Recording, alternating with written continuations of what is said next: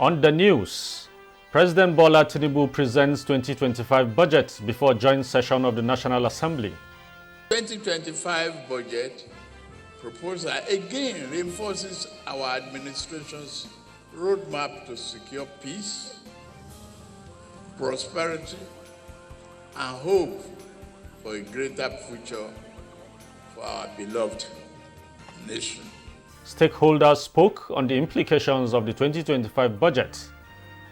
What the president has presented is or are implemented to the latter. Of course, Nigerians will have every reason to smile and be happy. Plus, State Assembly's debates on proposed budget laid by the executive. This clearly indicates that the governor unwavering commitment on the progress note of the Arise agenda.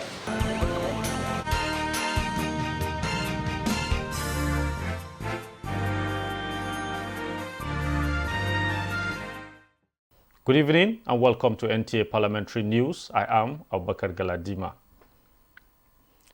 We begin the news as the joint session of the National Assembly received the 2025 appropriation bill laid before the hallowed chamber by President Bola Tinubu. The budget is christened Budget of Restoration. The 2025 budget overview.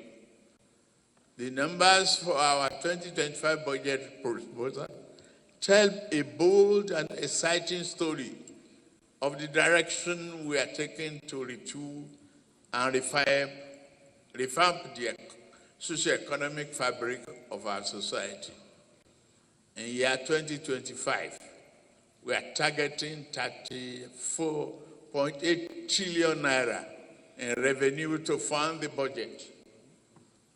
Government expenditure in the same year is projected to be 47.90 million naira, including a trillion naira, including 15.81 trillion naira for debt servicing.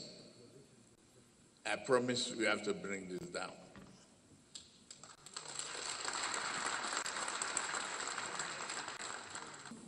Given this great achievement, we have deemed it necessary to extend the lifespan of the 2024 budget to June 30th, 2025. The enabling law for this extension will soon be placed before you for your assent as a testament to our appreciation for the great performance of the budget, ensuring that we build on the momentum so far created. It is essential for the government to communicate its achievements effectively to the Nigerian people. Mr. President, let me assure you that the National Assembly is fully committed to supporting the successful implementation of the 2025 budget. Following the presentation of the budget by President Bola Tinubu, stakeholders fielded questions from National Assembly correspondent Mitari Ikpen on key highlights and implications of the 2025 appropriation bill. You see the allocation to defense, over 4 trillion. And of course, if defense it is one thing to allocate funds to defense, and it's another thing for those at the helm of affairs to do the needful. So if what the president has presented is or are implemented to the latter, of course, Nigerians will have every reason to smile and be happy. Nigerians hope that it will be better in a manner that reassures farmers to go back to farm, like the president said today. That will engender a better opportunity for food security. If what we've received or what we have in the budget is actualized or implemented, it will definitely support the sufferings of Nigerians. It will boost our economy, it will boost our agriculture, and its security will definitely be improved. First of all, let there be peace so that we'll be able to get the 2.06 million barrel per day. If it is destabilized due to inability of as we get peace in the Niger Delta, it will affect the budget. Then secondly, the budget is predicated on $75 per barrel. As it is today, the price of crude per barrel is hovering around 73, 74. Already we have a deficit of about $1 per barrel. If we are not able to realize that, it will also affect the budget. Mr. President has clearly indicated that he has the ambition to see that there is increased youth employment and then other sectors of the economy like the agriculture and entrepreneurship. But that is a long-term plan. I think what I'm advocating is that there should be something that is very, very immediate. Meanwhile, the Red Chamber has passed the Nigerian Insurance Reform Bill 2024, which seeks to address contemporary challenges for growth and innovations within the industry. Among provisions in the legislation is to propose to raise the capital base of insurance companies in Nigeria to 45 billion naira. National Assembly correspondent Lami Ali reports. The main feature at plenary was the passing of the Nigeria Insurance Reform Bill 2024. The comprehensive review of the Insurance Act, as explained in the report of the Senate Committee on Banking, Insurance and Other Financial Matters, was to enable Nigeria achieve the $1 trillion economy by 2030. An observation was raised with regards to the proposed capital base, but the committee gave reason for the increase. I think we should retain the existing capital base. The reason being that we cannot just wake up one night and say capital base of insurance company has moved more than 100%. How can you say 45 billion for reinsurance? We have only one. And should that one die, it means Nigerian risk will be reinsured in another country. Look at the size of the general industry today, whether it's in the oil sector and all of that. You cannot be, reinsuring businesses in the big economy without also having a very, very reasonable capital base. The law will really help in reshaping our economy for the better. Economies change at all times. It's therefore incumbent on the authorities of every nation to recraft their legislations to go in tandem with contemporary realities. Bill to give legal backing to Project Development Agency PRODA in Enugu State was also passed. The establishment of the Project Development Agency by the Act of the Parliament will provide legal impetus for this 53 years old institution. PRODA will add value to Nigeria in scientific and technological renaissance and also create employment opportunities and peace for the southeastern region. Senate adopted a motion from Senator Anthony Siaka urging authorities to address incessant attacks in parts of Gombe State. During the late hours of Wednesday to early hours of Thursday, 11 December 2024, invaded communities of Sansani, Kalindi, Powishi, Laushi, Daji, villages, Kalme district in Biliri local government senatorial district of Gombe South, on motorbikes, attacked and killed several residents, including a cleric. On Thursday, in Ansabau, they killed 8 people. 2 are military officers and 6 are civilians. In Ilali and Matazu local government, the same date, they killed 4 people. In Kafur local government, they killed 6 people. In Bakori local government, they killed 5 people. About 29 lives was lost. A minute's silence was observed in honor of the victims. From the National Assembly, Lami Ali, NTA News. Also, the Senate Committee on Defense says the improved appropriations for defense is strategic for security and economic development of the nation. Chairman Senate Committee on Defense Ahmed Lawal highlighted this when the committee went on oversight of agencies under the committee. Again, National Assembly correspondent Lami Ali has the details.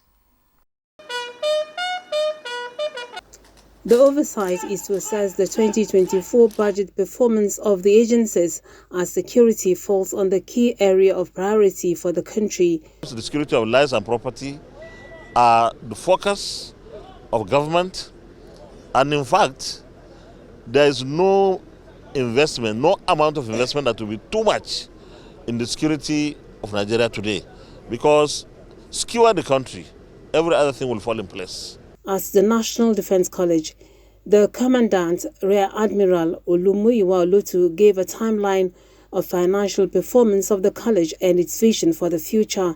The college is going to transform into a university, and the university will have various centers. Of course, we have the Center for Strategic Research and Studies. We're also going to have an irregular warfare center. We're going to have a technology and innovation center. We're going to have a Defense Language Institute. We're going to have a Defense Simulation Center. So all these centers will require buildings and accommodation. The committee was also at the Defense Intelligence Agency, where senators were informed on acquisitions of platforms for improved synergy within the intelligence community. These facilities are essential for providing robust communication capacity as well as geospatial intelligence support to our operations. The issue of pensions of fallen heroes dominated discourse between the committee and the management of the Military Pensions Board. Year in, year out, it's the same thing. You keep hearing housing, accommodation. I don't know how you are making adjustment for what you are paying to the 94,000 pensioners you have. The president now gives some money, amount of money for them to be paid over 3 years, which we have been doing. The Senate Committee on Defense restated commitments of governments to improve funding for the sector. Lami Ali, NTA News. As governments at all levels plan for the 2025 fiscal year, House Committee on Tourism is calling for more collaboration among stakeholders to explore tourism potentials and achieve sustainable growth in Nigeria. This dominates discussions at the maiden stakeholders interface between the committee and the National Institute for Hospitality and Tourism in addressing challenges and maximizing opportunities in the tourism sector. National Assembly correspondent Issa Mohammed has more. Tourism and the hospitality sector play an integral role in the economic development of nations. Apart from creating employment opportunities, they also serve as sources of revenue generation, cultural exchange and preservation, as well as promoting national and international integration. It is on this backdrop that the House Committee on Tourism engages the National Institute for Hospitality and Tourism to explore ways of strengthening the tourism and hospitality industries in Nigeria. We recognize the vast potential of the tourism sector to contribute to economic diversification, job creation, and poverty alleviation. So we are committed to ensuring that this sector receives attention and support it rightfully deserves. The committee calls for action and collaboration to achieve sustainable growth, increase local and international tourism potentials, and develop hospitality infrastructure to make Nigeria a global tourism hub. From the National Assembly, Issa Muhammad, NTA News. Time now to go on a short break. The news continues with reports from the State Houses of Assembly. Don't go away. Are you looking for a short channel to make your business, goods and services go viral? Look no further, as NTA Parliament is your short channel. Take advantage of our wider reach and advertise your products and services on NTA Parliament DSTV channel 370, GoTV channel 126, StarTimes channel 306, and Free TV channel 706. For more inquiries, contact the Marketing Department, NTA Parliament, NTA Headquarters Area 11 Garki Abuja, or call these numbers 080-383-40464 or 080-770-78055. NTA Parliament, strengthening Nigeria's democracy. Welcome back and thanks for staying with us. You are watching NTA Parliamentary News, reaching you from the Federal Capital Territory, Abuja. You can follow us on the platforms showing on your screen for more updates.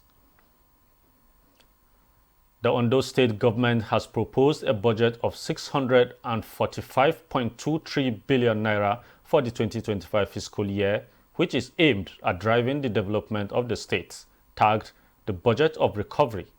The proposal was presented by Governor Lucky Aiyedatiwa at the House of Assembly, where he expressed the state's commitment to implementing people's-oriented projects throughout 2025. Paul Omukago reports. Ondo State government has proposed a total capital expenditure of 406.3 billion naira for the 2025 fiscal year, addressing the state's significant infrastructure deficit in key sectors such as roads, education, health, agriculture, and electricity. In contrast, the recurrent expenditure is set at 248.9 billion naira, with salaries and wages estimated to cost 102.7 billion naira, accounting for over 15% of the recurrent budget, while it allocates 22.03 billion naira or 3.4% for debt servicing. Governor Lucky Aiyedatiwa, while presenting the proposed budget, emphasized that the policy thrust of the budget is to ensure food security, boost infrastructure investment, diversify the economy, and improve health, education, and productivity through strategic resource management. Objectives and policy focus of 2025 budget. We will encourage all revenue-generating NTAs to introduce full automation of all forms of revenue collection, resilient community development initiative, facilitate social inclusion and social security. Speaker of the House assured the governor that the proposed budget would undergo in-depth analysis and appraisal with the aim of passing the appropriation bill promptly to support development across the 18 local government areas of the state. The budget proposal follows Nigeria Governors Forum revenue projection template for 2025 based on macroeconomic assumptions that include a crude oil price of $75 per barrel and an exchange rate of 1,500 naira to $1, an inflation rate of 27%. In Akure, Paul Omukago, NTA News. Similarly, the Speaker, Akwa Ibom State House of Assembly, Udeme Utong, has reaffirmed the commitment of the 8th Assembly to the expectations of Akwa Ibom people as it concerns their welfare. Correspondent Isikak Okon reports that the Speaker made the declaration during the budget briefing and public hearing on the 2025 appropriation bill held at the Assembly conference.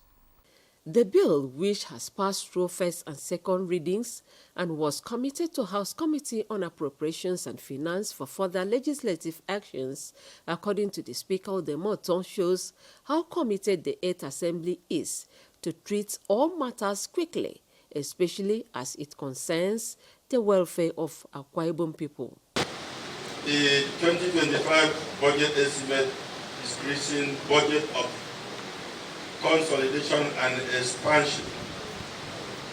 This clearly indicates that the governor unwavering commitment on the progress note of the Arise agenda. The aim of the public hearing, as explained by the chairman of the Committee on Appropriation and Finance and member representing Oran State constituency to Retum, is to provide avenue for valuable input on the proposals from stakeholders. Today's public hearing and briefing on the state 2025 budget proposals shall afford the executive arm the opportunity to present its scorecards to the people and brief them on the journey so far on their final project. Also, at this forum, feedbacks from the people on performance indices and the way forward to our budget process will be received. Commissioner for Finance Nsikan Nkang and other stakeholders say the budget is aimed at consolidating on the gains of previous and current administrations for expansion, growth and development of the state. 1.9 billion has been allocated to personnel cost in 2025. This represents an increase of 10.6 billion or 11.65% less than the 2024 revised provision of 91.3 billion.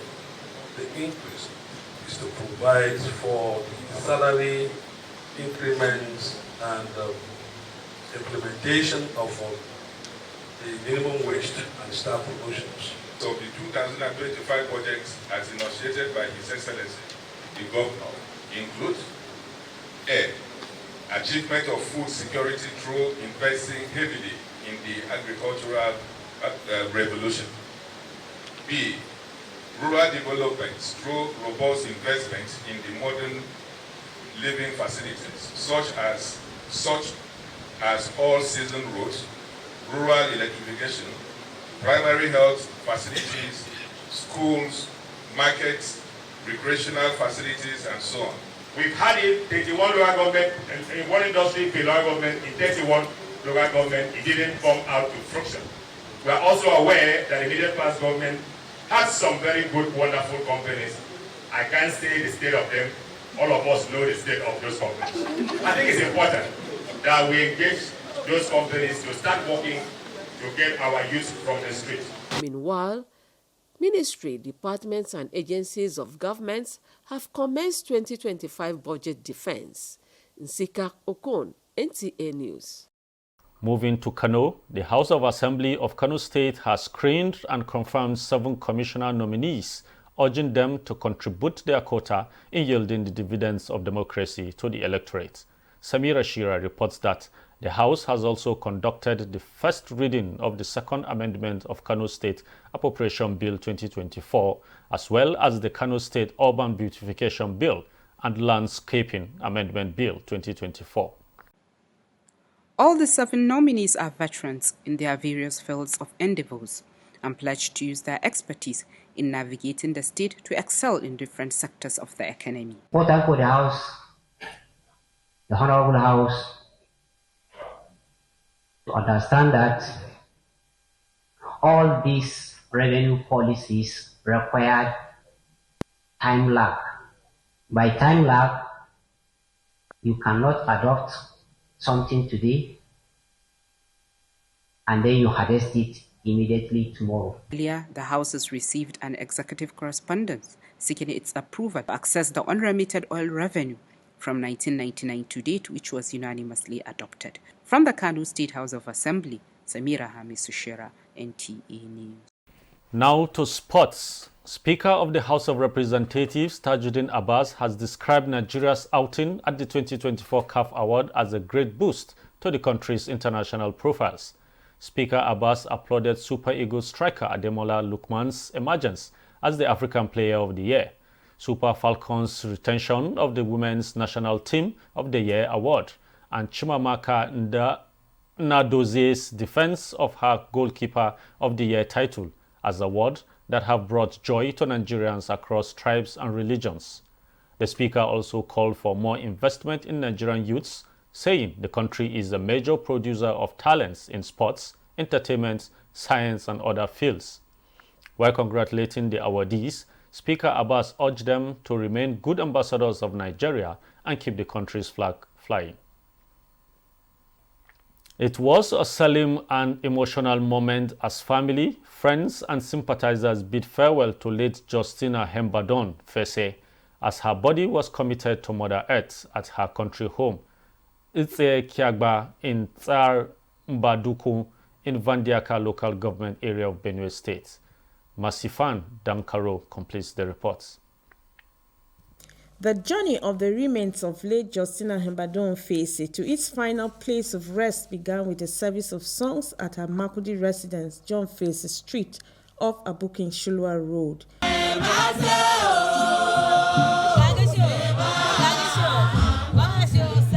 In a requiem mass, the Catholic priest of Youth Center, Father Shima Ukbaya, told the sympathizers to see death as a necessary end for all humans, and therefore it is important for the people to always prepare themselves for the inevitable. The remains of late Justina Hembadon Fesi was later conveyed to her country home, Sekiagba Sambaduku in Vandika local government area of Benue State. The body lied in state at the St. Simon Parish, Sambaduku, while sympathizers who gathered at the country home of the deceased were kept awake by the Ajo dancers.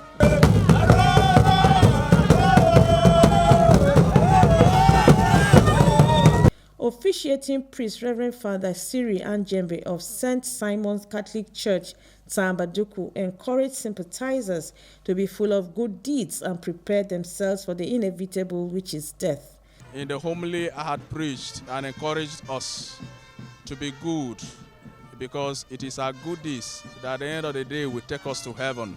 Some of the relatives described the late Justina Hembadon Fesi as a gentle, humble, loving, and God-fearing woman whose departure will be felt by all. It's a painful loss to the entire family.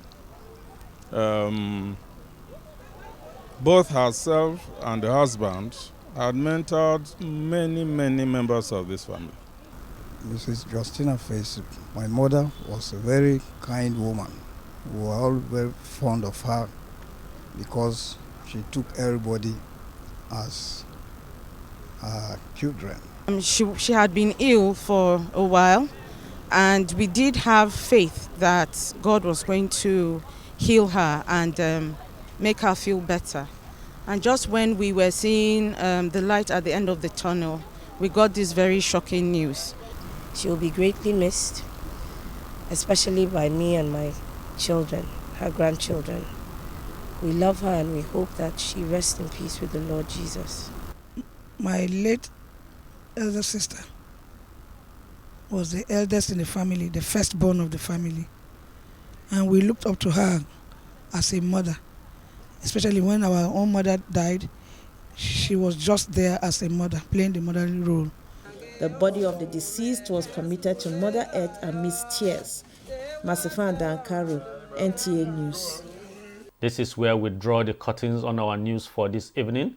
For more updates, kindly follow NTA Parliament on the platforms scrolling on your screen. Thank you for watching. Once again, I am Abubakar Galadima. Bye for now.